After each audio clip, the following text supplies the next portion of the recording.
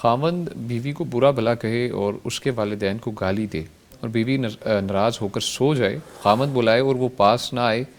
تو بھی فرشتے اس بیوی پر لعنت کرتے ہیں؟ جی، دراصل یہ ایسی جو صورت ہے جو سوال میں بتائی گئی ہے اسی وقت ہو سکتی ہے جب خاوند بالکل ہی بیوی کو کچھ نہ سمجھتا ہو، اس کے حقوق اور اس کے جو اخلاقی تقاضے ہیں اور جو اس کے ادب ہیں اور جو حسن معاشرت ہے، کسی بھی چیز کو نہ جانتا ہو، پھر تو ظاہر ہے وہ ایسے کرے گا، اور اس کے نتیجے میں عورت کا ناراض ہونا جب اس کے والدین کو برا بھلا کہا جا رہا اور گالی کے انداز میں، تو پھر تو ظاہر ہے بیوی کے دل میں اس خاوند کے لیے کیا ہو سکتی ہے محبت۔ لیکن ایسی بہت سی خواتین اپنے زندگی کے دن پورے کر رہی ہوتی ہیں کہ چلیں ہمیں ایک شیلٹر، ایک تحفظ ملا ہوا ہے، ہم جائیں گی تو اس کے بعد کیا ہوگا۔ تو ایسی صورت میں یہ زندگی کو دھکا لگانے والی بات ہے یہ جوڑے کا۔ یہ تو ایسے خامدوں کو بھی ہم نصیحت کریں گے کہ وہ یا تو اچھے طریقے سے رکھیں یا اچھے طریقے سے رخصت کر دیں۔ یہ کوئی طریقہ نہیں ہے کہ ان کو تکلیف میں مبتلا اور اذیت میں رکھیں، اور ایسی صورت۔ اور حسن معاشرت جو ہے اسی کا نام ہے، ہاں بالکل، کہ ہم اچھے طریقے سے پیش آئیں۔ بہرحال ایسی صورت میں دیکھیے جب شریعت یہ دیکھتی ہے کہ کسی پر ظلم تو نہیں ہوا، کسی پہ زیادتی تو نہیں ہوئی، تو اگر زیادتی کے نتیجے میں ویسا کر رہا ہے تو برائی کا بدلہ دینا وہ برائی نہیں ہوتی۔ ٹھیک ہے، برائی کا بدلہ دینا، اب اس سے برا انداز اختیار کیا نا، اب عورت کے پاس کیا ہے، یہی ایک ہے کہ وہ کچھ ایسے کر سکتی ہے کیونکہ اس سے زیادتی بہت کی، اس کے پاس اور کیا ہے، وہ کچھ کہہ بھی نہیں سکتی، مار بھی نہیں سکتی، کچھ بدلہ بھی نہیں لے سکتی۔ تو یہی ہے کہ اب وہ ایسی کوئی ایکٹنگ کرے گی کہ میں اس پہ ایگری نہیں ہوں ایسے۔ تو اگر وہ ایسا کر رہی ہے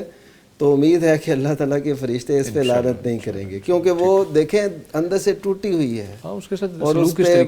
سلوک ایسا کیا جائے۔ اور جو حدیث مبارکہ میں آتا ہے نا وہ بھی یہ ہے مفتی صاحب کہ دن کو وہ بندہ مارے، حدیث مبارکہ میں کہ اپنی بیوی کو ایسے نہ مارے جیسے لونڈی کو مارا جاتا ہے، ہاں دن کو ایسے کرے اور جو ہے نا پھر اپنی ضرورت کے لیے اسی کے پاس آ جائے۔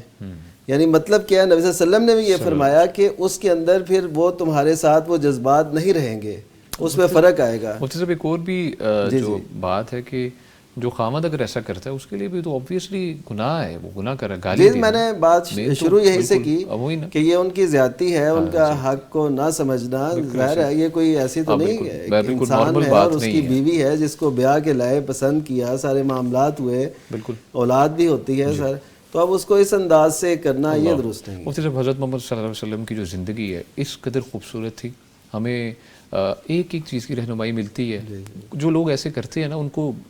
اگر اس کا ایک عکس دکھا دیا جائے نا، جس طریقے سے آپ صلی اللہ علیہ وسلم رہتے تھے گھر میں ازواج کے ساتھ، ازواج مطہرات کے ساتھ، تو انشاءاللہ نبی کریم صلی اللہ علیہ وسلم کا مشہور فرمان ہے کہ خیرکم خیرکم لاہلی، کہ تم میں سے بہتر وہ ہے جو اپنے گھر والوں کے ساتھ بہتر ہے۔ وانا خیرکم لاہلی، تو میں اپنے گھر والوں کے لیے تم سب سے بہتر ہوں۔ یہ نبی صلی اللہ علیہ وسلم اپنا نمونہ پیش کرتے تھے، اور واقعتاً جو نبی صلی اللہ علیہ وسلم نے حسن معاشرت کی، دیکھیں اتنی مصروفیات کے باوجود اپنے گھر والوں کے ساتھ ان کے گھر کے کاموں میں یکونوا فی محنت اہلی، اپنے گھر والوں کے کام کاج میں بھی شریک ہو جایا کرتے تھے، یا ان سے روزانہ کی بیس پہ ملتے تھے، یعنی سب ازواج اکٹھی ہوتی تھیں اور آپ صلی اللہ علیہ وسلم ان سے ملتے تھے، پھر اس کے بعد پھر آپ جاتے تھے رات کو جس کے ہاں آپ نے قیام کرنا ہوتا تھا۔ تو یہ آپ دیکھیے کہ کیسا ایک وہ پیارا حسن معاشرت ہے، آپ ان کے خیال رکھ رہے ہیں، آپ ان کی جو ہے نا جو پسند ہے، چاہت ہے، اس کا خیال رکھ رہے ہیں۔ حضرت عائشہ رضی اللہ تعالیٰ عنہ سے دوڑ لگا رہے ہیں، اور صحابہ کرام کو آگے بھیج کے دوڑ لگاتے ہیں کہ اور پھر اس کے بعد ایک اور دوڑ لگاتے ہیں اور پھر کہتے ہیں یہ اس کا بدلہ ہو گیا۔ یہ ساری حسن معاشرت ہے۔